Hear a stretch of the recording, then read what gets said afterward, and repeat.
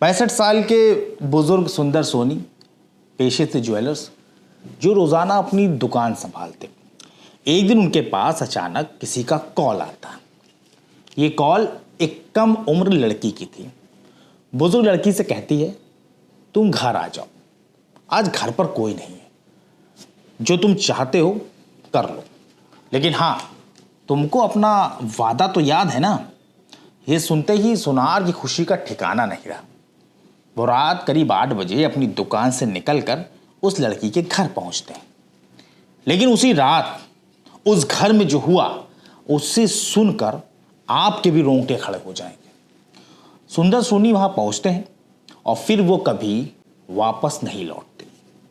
वो लापता हो गए और जब वो मिले तो उनकी हालत ऐसी थी कि पहचानना भी मुश्किल हो गया। करीब 1 हफ्ते बाद उनकी लाश मिली। उनका शरीर पूरी तरह फूल चुका था। जी हाँ, उनका कत्ल कर दिया गया। अब सवाल यह था कि आखिर एक बुजुर्ग को इतनी बेरहमी से कौन मौत के घाट उतार सकता है। लेकिन असली हैरानी की बात तो तब हुई जब पुलिस ने कातिलों को गिरफ्तार किया। यकीन जानिए, पुलिस को भी इस कत्ल के पीछे की सच्चाई पर यकीन नहीं हो रहा था, क्योंकि कातिलों के नाम सुनकर पुलिस भी दंग रह गई। तो बने रहिए हमारे साथ, क्योंकि आज हम आपको उस कत्ल और जिस्म की सौदेबाजी से रूबरू करवाने जा रहे हैं जिसकी वजह से सराफा व्यापारी की जिंदगी हमेशा हमेशा के लिए खत्म हो गई। लेकिन सबसे हैरानी की बात तो यह है कि जिस रात कारोबारी का कत्ल हुआ उसी रात उनकी दुकान में लाखों रुपए के जेवरात भी चोरी हुए और इन चोरों ने ही पुलिस को कातिलों तक पहुंचा दिया। नमस्कार, आदाब, सत श्री अकाल। मैं हूं मोहम्मद आसिफ दुलारो। आप देखना शुरू कर चुके हैं हमारी खास पेशकश केस डायरी विद आसिफ दुलार। ये सच्ची घटना यूपी की राजधानी लखनऊ के दुबग्गा इलाके की है, जहां 65 साल के बुजुर्ग सुंदर सोनी की सोने चांदी की दुकान है। यहां वो गहने बनाने और बेचने का काम करते। लेकिन क्या आपको अंदाजा है कि इसी दुकान के अंदर शुरू हुआ एक सौदा आगे चलकर मौत का सौदा बन गया। यह मामला 24 दिसंबर से शुरू होता है, जब पास की रहने वाली एक महिला सुंदर सोनी की दुकान में पहुंचती है। वो महिला बहुत परेशान थी। वो एक पोटली में कुछ जेवर लेकर आई थी। अब जरा सोचिए कि एक महिला जो सिर्फ मदद मांगने आई है, उसे अंदाजा भी नहीं है कि उसकी बेबसी एक खतरनाक कत्ल की वजह बन जाएगी। वो महिला भी ये नहीं जानती थी। महिला ने पोटली खोली, उसमें से कुछ जेवर निकाले और सुंदर सोनी के सामने रखते हुए कहा कि जो है, सेठ जी, मुझे पैसों की ज़रूरत है। आप इन जेवरों को अपने पास गिरवी रख लीजिए और मुझे 65,000 रुपये दे दीजिए। ब्याज मैं हर महीने दे दूंगी। लेकिन उस दिन जो ये सौदा हुआ, असल में आगे चल के ये सौदा जिस्म के सौदे में बदल गया। ये किसी ने सोचा नहीं था, लेकिन कुदरत को कुछ और ही मंजूर था। सुंदर सोनी तुरंत मान गई। महिला के जेवर अपने पास रखकर उसे 65,000 रुपये दे दिए। महिला पैसे लेती और अपने घर रवाना हो जाती है। कुछ वक्त गुजरा। महिला ने 1 महीने का जो ब्याज था शुरुआत में चुका दिया, लेकिन बाद में वो पैसा न होने की वजह से ब्याज नहीं चुका पा रही थी। वो पूरी तरह से असमर्थ थी। और फिर यहीं से इस मामले ने एक नया मोड़ ले लिया, जिसने सबको दहला दिया।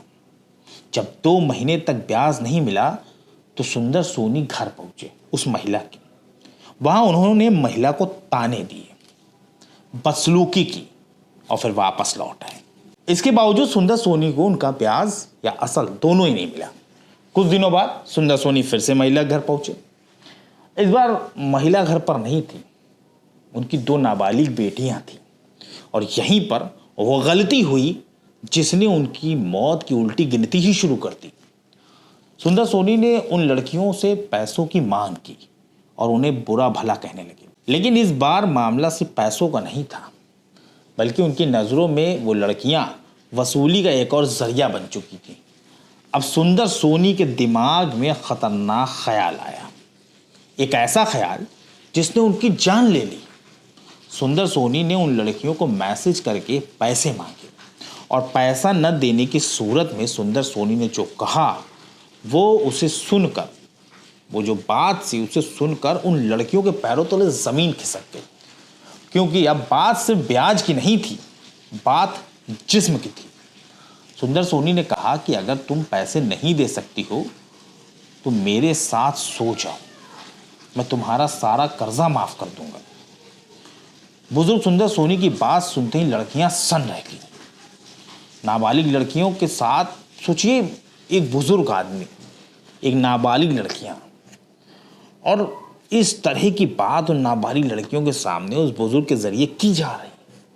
वो लड़कियां अब सिर्फ आर्थिक तंगी से नहीं जूझ रही थी, बल्कि वो एक बूढ़े की हैवानियत का भी सामना कर रही थी।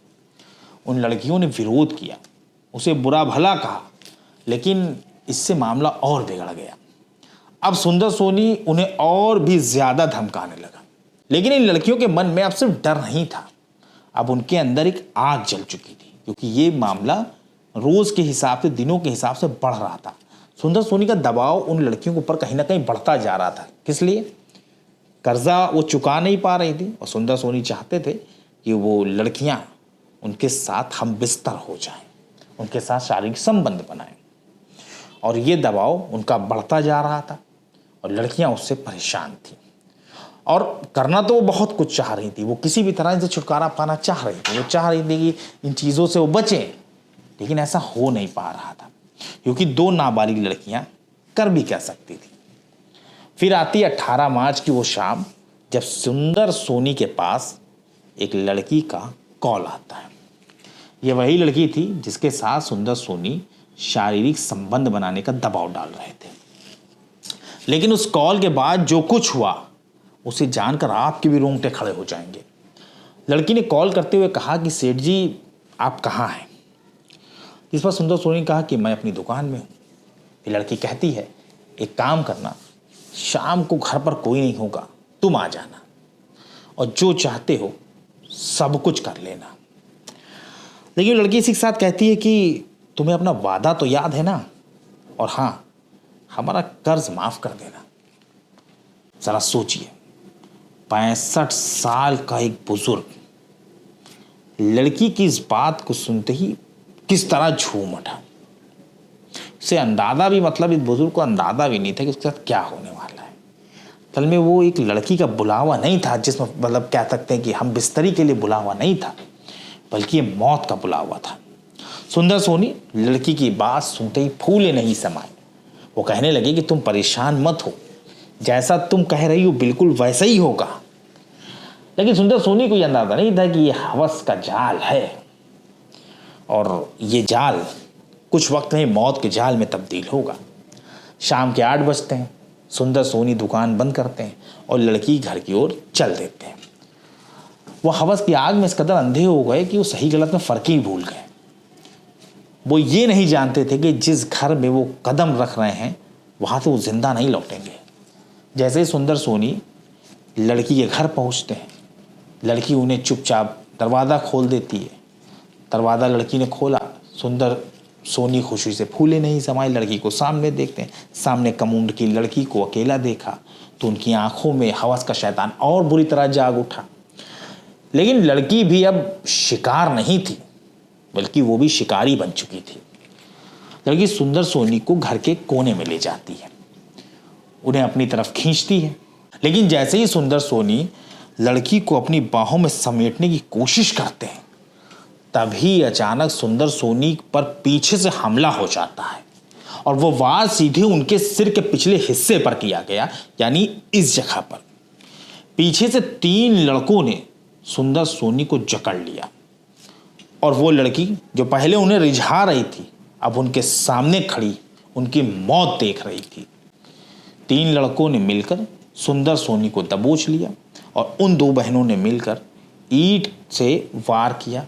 एक के पहला वार, जो ईंट का जो पहला वार जब सुंदर सोनी को पड़ा, तो ये कह सकते हैं उनका जो दिमाग था पूरी तरह सुन पड़ गया। खून का फव्वारा फूट पड़ा और वो ज़मीन पर गिर पड़े। लेकिन हमलावर यहीं नहीं रुके, वो सुंदर सोनी के सिर पर एक के बाद एक वार करते रहे, जब तक कि उनका सिर पूरी तरह कुचल नहीं गया। लेकिन अब सवाल ये उठता है कि आखिर के 3 लड़के कौन थे? 2 लड़कियां, वो 2 बहनें तो समझ में आ गई कि वो 2 बहनें जिनके साथ ही हम बिस्तर होना चाहते हैं, लेकिन वो 3 लड़के कौन थे और क्यों आखिर उन्होंने इस कत्ल को अंजाम दे डाला। अब ये भी हम आपको बताते हैं। दरअसल जब सुंदर सोनी लड़कियों पर जबरन शारीरिक संबंध बनाने का दबाव डाल रहे थे तो लड़कियों ने ये बात अपने हरदोई में रहने वाले मौसेरे भाई गोलू और विनय को बताई। मौसेरे भाइयों ने इस मामले को अपने एक दोस्त हंसराज के साथ साझा किया और यहीं से इस कत्ल की साजिश रची गई। गोलू और विनय एम्बुलेंस ड्राइवर हैं, तो वहीं Hansraj king George medical university के पास चाय की दुकान चलाता है। ये पांचों मिलकर अब कत्ल कर चुके थे 18 तारीख को। इन लोगों ने प्लान किया और 18 तारीख को उस प्लान को अमली जामा पहनाया और सुंदर सोनी का कत्ल कर दिया। लेकिन अब सबसे बड़ा चैलेंज ये था कि लाश को ठिकाने कैसे लगाया जाए। लिहाजा ये लाश को विनय और गोलू जो थे ये अपनी एम्बुलेंस में रखते हैं और उसे लेकर लखनऊ का जो IIM कॉलेज है, IIM रोड है, वो अभी हाईवे है एक तरह का, और लेकिन अभी बहुत ज़्यादा रश नहीं रहता वहाँ पर, तो ये IIM रोड की तरफ ही चल देते हैं। वो डेवलपिंग एरिया है बेसिकली। सभी कातिल टेंशन में थे कि कहीं उन्हें कोई देख ना ले, लेकिन उनका सारा खेल जिससे ख़राब भी हो सकता था, लेकिन ऐसा हुआ नहीं और इन लोगों ने लाश को घैला एक इलाका है उसके पास जाकर पुल से नीचे फेंक दिया और फिर सभी अपने अपने घर लौट गए। उधर दूसरी तरफ रात गहरी होने लगी। परिवार ने सोचा कि शायद सुंदर सोनी का जो परिवार था, अब उनकी टेंशन बढ़ने लगी, चूंकि रात गहरी हो गई, सुंदर सोनी घर तो पहुंचे नहीं थे। परिवार ने सोचा कि सुंदर सोनी शायद बेटी के घर चले गए होंगे। लेकिन अगले दिन यानी 19 मार्च को जब दामाद से बात हुई तो पता चला सुंदर सोनी तो उनके घर गए ही नहीं। इससे बात तुरंत ही परिवार ने 19 मार्च के रोज ही चौक कोतवाली में सुंदर सोनी की गुमशुदगी दर्ज करवाई। सुंदर के दामाद जब उन्हें तलाशते हुए दुकान पहुंचे तो वहां का हाल देखकर उनके भी होश उड़ गए, क्योंकि दुकान का शटर आधा खुला हुआ था और चाबी शटर में फंसी हुई थी जो ज्वेलरी शॉप थी सुंदर सोनी की, उसमें भी कांड हो गया था। यह देखकर उन्होंने तुरंत पुलिस को सूचना दी। अब यह मामला पुलिस के लिए और बड़ा चैलेंज बन गया। एक तरफ कारोबारी गायब है, दूसरी तरफ उसी की दुकान में लाखों रुपए की चोरी हो गई, वो भी रिहायशी एरिया से। ये और मतलब पुलिस के लिए एकदम दांत में खाद जैसा साबित हो गया। अब सुंदर सोनी का भी कुछ पता नहीं चल रहा, चोरों का भी कोई सुराग नहीं। यही परिवार को सोशल मीडिया पर एक लावारिस लाश की खबर मिली जो 23 मार्च को बरामद हुई थी। मरचुरी में रखी लाश पूरी तरह फूल चुकी थी, उसे आसानी से पहचाना नहीं जा सकता था और चेहरे पे कई सारे जख्म थे, तो लाश पर बिल्कुल मतलब ये कहते उसकी शिनाख्ती नहीं हो सकती थी। लेकिन लाश के गले में एक कंठी पड़ी थी और ये जो सुंदर थे वो जो अंडरवेयर पहनते थे उसी की बदौलत सुंदर सोनी के परिवार ने उस कंठी और उनके अंडरवेयर की बिना पर उनकी पहचान कर ली। लिहाजा अब सुंदर के जो बेटे थे उन्होंने कत्ल का मुकदमा दर्ज कराया। जो गुमशुदगी थी वो कत्ल में तब्दील कर दी गई, उसे धाराओं में तरमीम कर दिया गया। अब वो मर्चरी पहुंचे, उन्होंने लाश देखी, जब लाश पिता की निकली तो भाई उनके भी होश उड़ गए, परिवार के रो रो कर बुरा हाल था।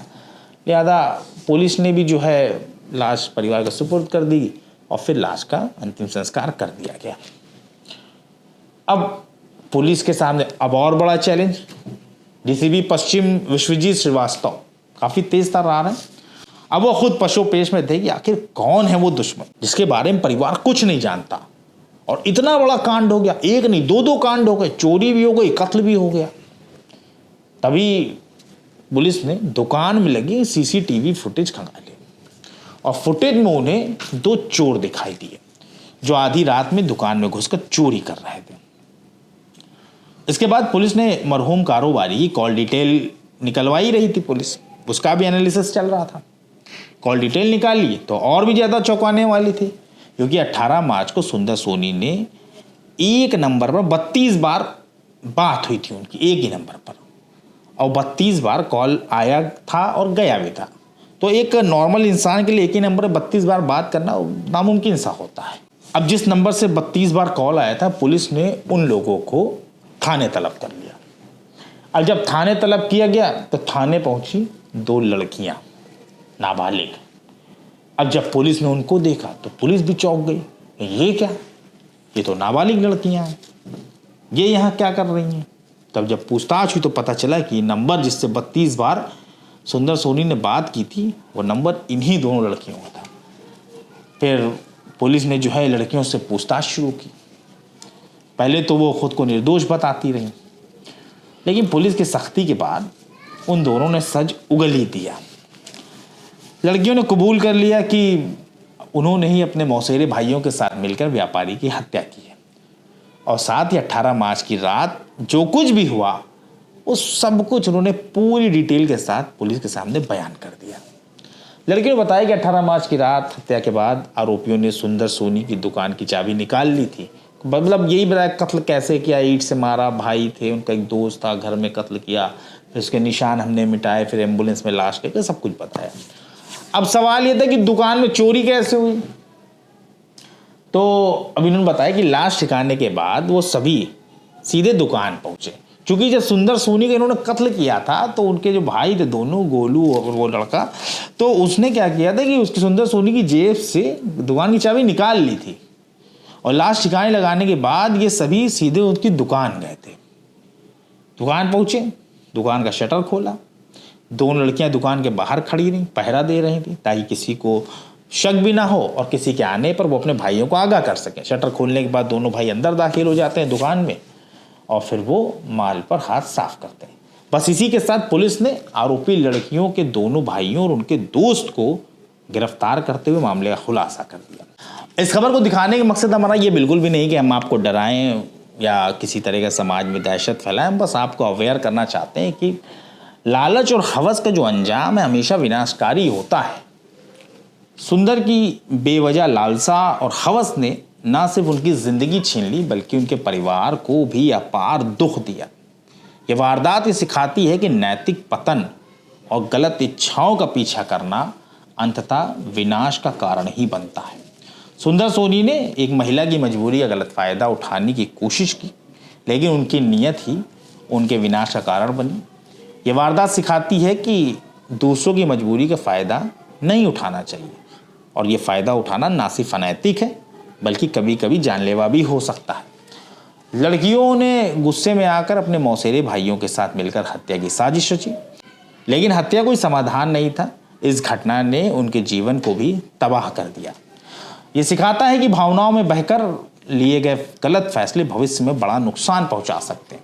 ये घटना सिर्फ एक अपराध कथा नहीं, बल्कि एक बड़ी सीख भी है कि लालच और गुस्से में लिए गए फैसले हमेशा गलत और भयानक अंजाम दे सकते हैं।